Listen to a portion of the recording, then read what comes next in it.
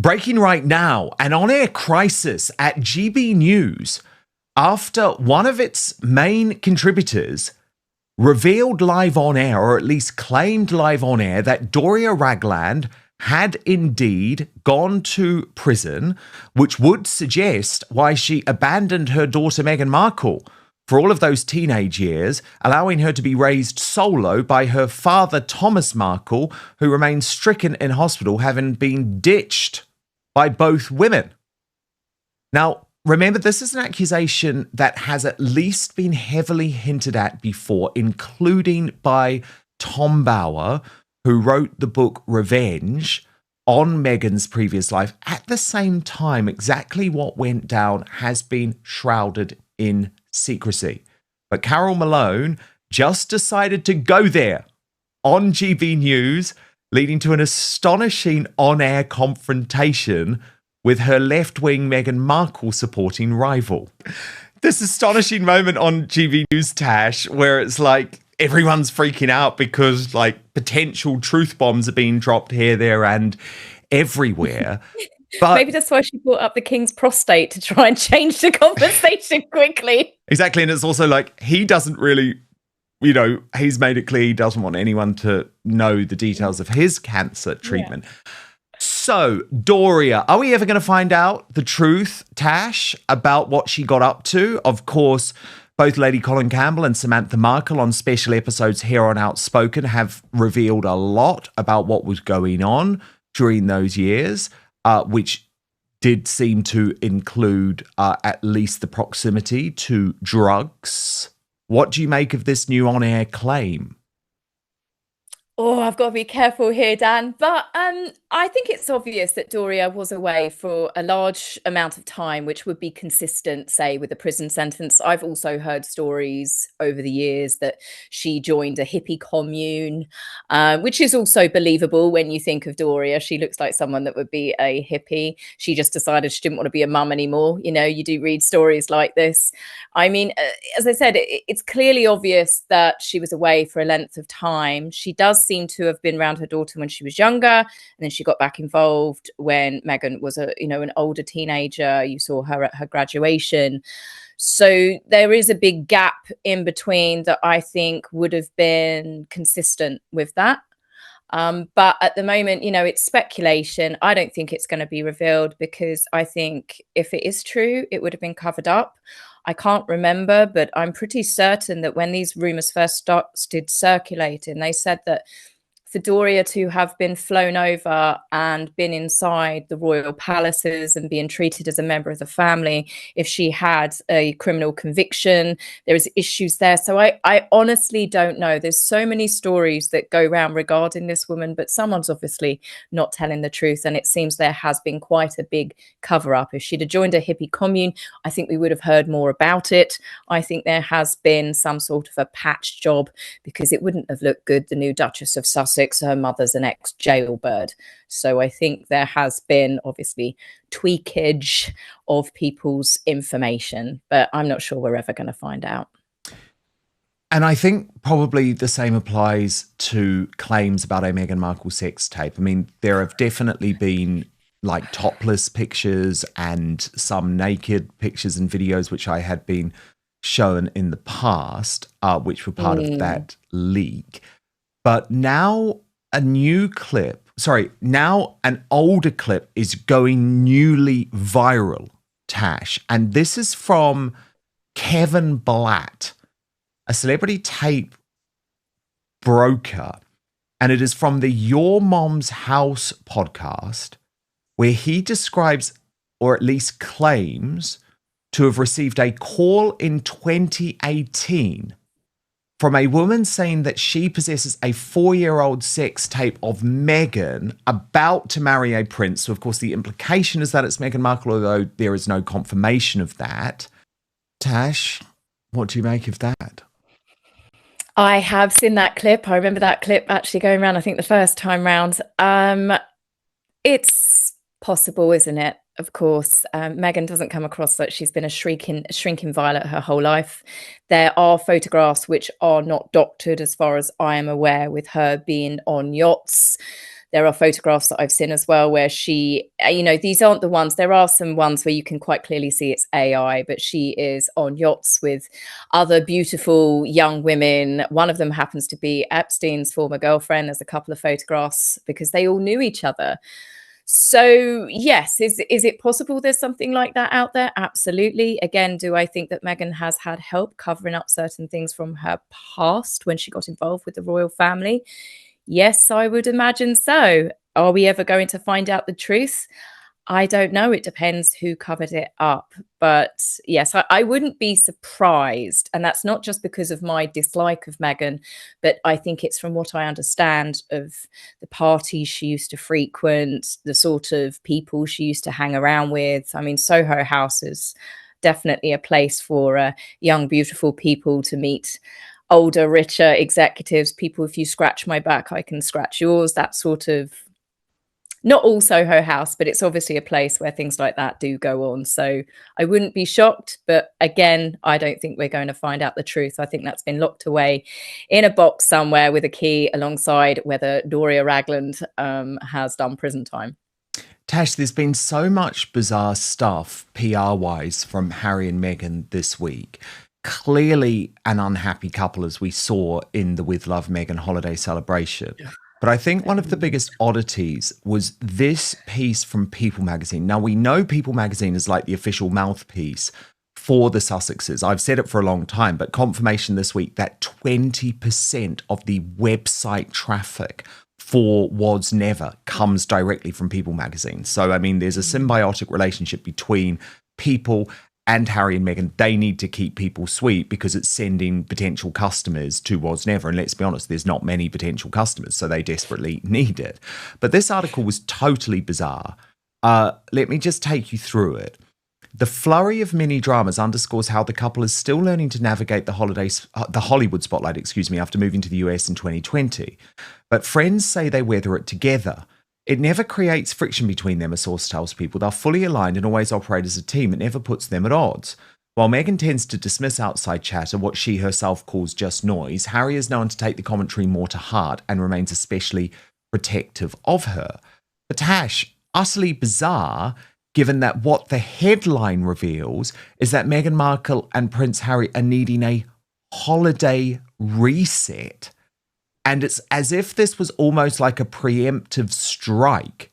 They knew that people were going to see the very awkward on-screen connection. They knew all of the other stories that were coming. So they're like saying, oh yeah, things are really bad, but honestly, there's no friction. I mean, why say that? Like, you don't need to say that when everything's good. You don't have William and Catherine, for example, briefing to British newspapers. Oh, they're really happy together. Honestly, everything's fine, because it's like, we know it's fine. Yeah, that is a definite thing. And I think that's always been a bit of their downfall. When even when they first became a couple, they had to be all over each other all the time, holding hands, even when they were meeting delegates and official events and things. I mean, it was just embarrassing, constantly those two pouring at each other and stroking each other and heavy petting each other. It was too much. So, of course, when they stopped doing that behavior, it became very, very noticeable. And now Harry and Meghan, all they seem to do is, I love him so much. Oh, no, wait, I take that back. She never says she loves him. He loves me so much. That man loves me. They have a picture of them kissing over eating fish and chips and stuff. And it's just sickly sweet, over the top. If you are just genuinely happy in your relationship, you don't need to constantly convince the world that you are happy in that relationship. It just works. And I think there is a desperation, an air of desperation for these two to make themselves seem they're more in love than ever before. And often when you see that with celebrity couples, it's the final death blow. It is the final attempt to make everybody believe that they're happier, and then a year, sometimes less later, you get the divorce announcement. They don't seem happy. That is a perfect photograph right there. They couldn't be more further apart, but don't worry, they're still holding hands. Harry looks like he's on his phone. Neither of them care about the kid that's just going into a pumpkin patch, sadly, all by himself. They're not connected as parents, let alone as husband and wife. That's one of the saddest pictures I've ever seen of that family, honestly. Now, Tash, the figures are in. and we knew it was going to be bad, but they are worse than bad. Thank you to the Salty Duchess for this, who's always done great work. Look at this, Tash. Launch day for With Love, Meghan, the holiday special, number 171. We're raised up ever so slightly for day 2, number 142. But the Salty Duchess said Netflix should know by now that even her sycophantic sucker squaddies can't save this car crash from herself. Her silly little vanity show ranking is beyond shocking. Queer Lips of Truth adding it is finished. Meghan Markle is finished. Failure. And I mean, Tash, these numbers are utterly damning. I mean, Dan, you watched it. It was bad. I mean, I've watched. Well, I lie. I didn't watch the. No, I did. I did manage to get through all of it in the end. This to me was the worst episode because it was Christmas, because it was festive. Meghan managed to ruin Christmas. I mean, we should start calling her the Grinch. She took the joy out of advent calendars, out of wrapping, out of, I mean, even the Christmas crackers. She took putting confetti in Christmas crackers. Nobody does that, Meghan. Why? Because it would go absolutely everywhere, all over your food, in your drinks. Don't do it. Your hostess will not be very happy. But it was really bad. And yes, it was awkward. I'd say there was more awkwardness in that episode than what I had seen in any of the others. She and Naomi Osaka had me wanting to put a cushion over my face like a horror film. Both Naomi came across as really lovely, but the friction, honestly, it was just painful. Those two women couldn't be on different planes if they tried. More if they tried. Well, totally. And Tash, I was really taken by one of the moments that you picked out. You posted on X.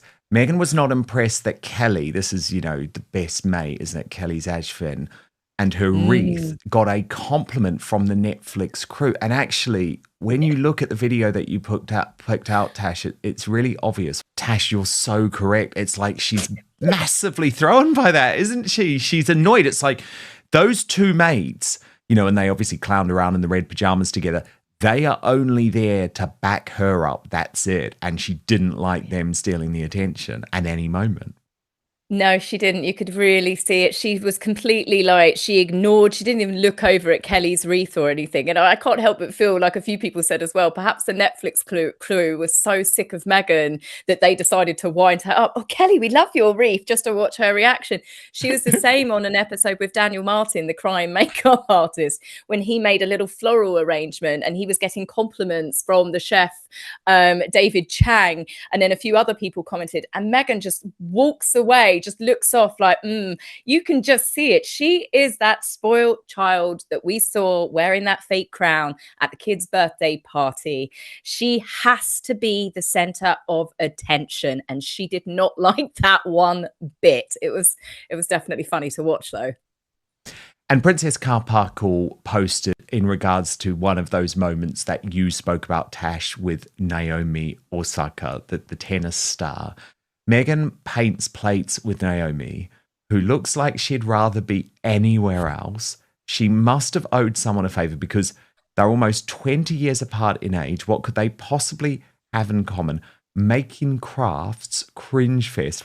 And I mean, as Meghan's mole pointed out, Tash, this stupid idiot has never picked up a tennis racket in her entire life. You can tell by her spindly arms. But why did Meghan Markle mention tennis? Catherine is an incredible tennis player and has been playing for many years. Oh, it all makes sense, doesn't it? But she just couldn't stand Naomi Osaka, could she? Because Naomi Osaka is an actually successful woman with an actual talent playing tennis who has turned that talent into not a grift, but an actually genuinely successful career as a fashion designer for Nike of really interesting and daring tennis clothing. I mean, look, I'm no big fan of Naomi Osaka. I don't know much about her. But what was very obvious is that Meghan didn't embrace her like she embraced loads of the other sycophants on the episode, the weirdos on the episode. She viewed her as a massive threat. It was that bit, funnily enough, the clip that you've just shown, you could see when Meghan was like, yeah, but my drawings aren't great and it's as good as, as me playing tennis. What she wanted then was Naomi to start going, but your drawings are amazing, Meghan. Like everybody has to do, everybody on that show has to be that sycophantic with her. They have to praise her. And Naomi didn't. And then that's when Meghan dragged on that conversation about tennis. There's so many references when it comes to Meghan and the Princess of Wales. She's clearly obsessed. We only saw recently there was an artist that Catherine had got to design her Together at Christmas Carol pamphlet, the order of service last year. Meghan used that same artist on a recent post to do with her As Ever stuff, of all of the artists around the world that you could use.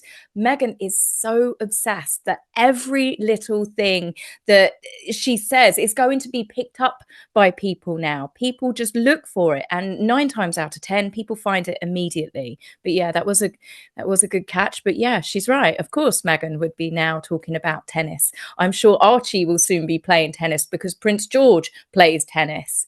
And the obsession will carry on down through the children and getting the children to compete with the Wales children. That's why we saw them at that awful staged charity food prep place, wasn't it? Exactly, for Thanksgiving.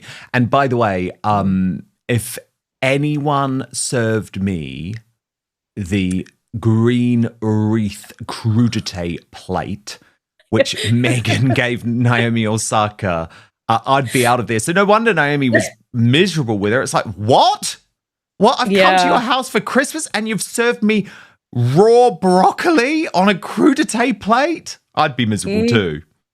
Yeah, there's no amount of chili oil that was going to save that dish, honestly. But don't forget, Dan, the amazing bit, the real festive bit wasn't just the broccoli or the asparagus. Meghan popped peas because it brings joy to people. I know, we'd never thought of that, had we? Now, we spoke about Carol Malone at the top of the show, Tash, in regards to the fact that she had dropped this, prison bomb, the prison bombshell on GB Carol. News. Well, indeed. And you might say go Carol here as well, because I feel like what the Sussex squad are failing at these days are to keep trying to pin any criticism of their hero to racism. And it's something that worked in the mainstream media for a long time. I believe it's now trying to collapse. And I wanted to show you and sort of illustrate this collapsing in real time. And it came on the UK Jeremy Vine show. This wasn't hosted by Jeremy Vine. There's a fill-in host. But it's one of those shows, Tash, where members of the public call up. But they're usually planted, right? And this was clearly a Sussex squad plant. But Tash, it's all they've got. And it doesn't work anymore, does it? Like, it did sort of work. It tricked the mainstream media, the regime media in 2020 and 2021. It don't work anymore. Like, all of our horror and disgust, which, by the way, has been felt around the world about Meghan Markle doing absolutely nothing when her father has his leg amputated. Like, none of it's about race. No, of course it's not. It always has been. It's always come down to character. I mean, Harry is another person that people just don't like because of the things that he's done. It's the way he's treated people. It's got nothing to do with the fact that he married a biracial woman. It's because Harry has turned out to be a complete and utter jerk. In fact, since Harry has stepped away from the prince he was born and the man he's become, as it turns out, he's not a very nice man. And he has also chosen a wife who happens to be not a very nice person. And I think a lot of people picked up on that in the beginning because you started seeing the shift in Harry changing. And I don't think now, I was one of the people that thought, oh, it was Meghan manipulating him. No, I think she emboldened Harry because of her terrible behavior. She nurtured that out of Harry. I don't think that Meghan tricked Harry into becoming this terrible person that's been awful to his family. I think Meghan literally watered the seed that was already there. And the more confident that Harry got walking away from his staff, his family, his advisors, and the more he listened to his wife, who quite clearly still treats people awfully, he's just started going, oh, I can treat people like this and get away with it. And that's why those two are two peas in a pod, and they truly do deserve each other. So I don't think that and I hope that they don't divorce. I hope they stay together, because I don't see the point in them trying to ruin two other people's lives if they move on and remarry. Two peas in a half-opened, joyous little festive pod on a revolting crudité platter of raw broccoli, which we don't want to eat. No. Tash, you're absolutely brilliant. I actually watched your review of With Love, Meghan, which I highly recommend. It's brutal. It's probably even more brutal than mine. To see that for much more analysis, make sure you subscribe to According to Taz on YouTube. And by the way, I love your Christmas deco. Thank you, Dan. We have brought festivities to the Canal household. You're putting me to shame. I'm going to have to yes, sort myself out over the weekend. I know. Come on, Dan. I'm the most festive person in the world. I've been so busy, but no, I'm going to have to sort it out over the weekend. I'm going to have to, but it's not going to look as good as I'll yours. hold you to that next week. Guarantee it. Have a wonderful weekend, Tash. Thank you so much.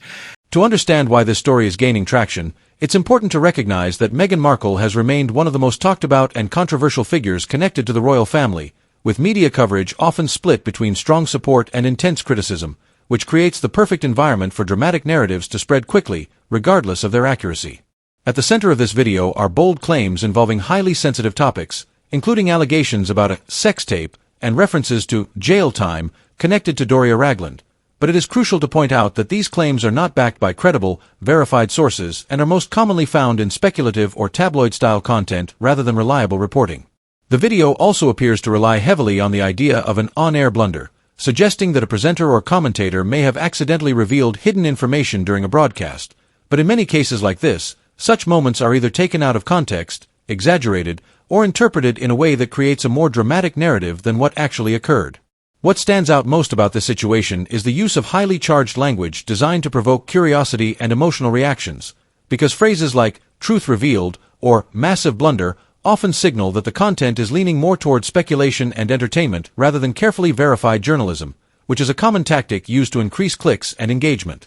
As expected, public reaction to videos like this tends to be deeply divided, with some viewers accepting the claims at face value and others pushing back against what they see as unfair or misleading coverage, highlighting how polarizing Meghan Markle-related content has become in online spaces. When we take a step back and focus only on what can actually be confirmed, there is no solid evidence supporting the most extreme claims presented in the video, which makes it important for viewers to approach such content with a critical mindset and to question the reliability of the sources being cited. This situation also reflects a larger pattern in digital media, where stories involving high-profile individuals are often amplified and distorted because controversy drives attention, and attention drives views, even if that means blurring the line between fact and fiction. In the end, while the headline may sound shocking and attention-grabbing, the reality is that it likely says more about modern media culture than it does about Meghan Markle or Doria Ragland, reminding us that not everything labeled as exposed or revealed is necessarily true or reliable. What do you think about this story, and do you believe these kinds of videos are exposing real issues or simply exaggerating for views? Let me know your thoughts in the comments below. And if you found this breakdown helpful, don't forget to like, subscribe, and stay tuned for more content.